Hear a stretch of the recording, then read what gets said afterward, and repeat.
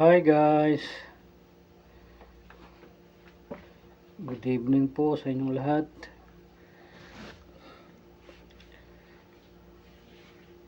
Happy Tuesday everyone. Sa inyo pong lahat, sana'y nasa mabuti po tayong kalagayan lahat.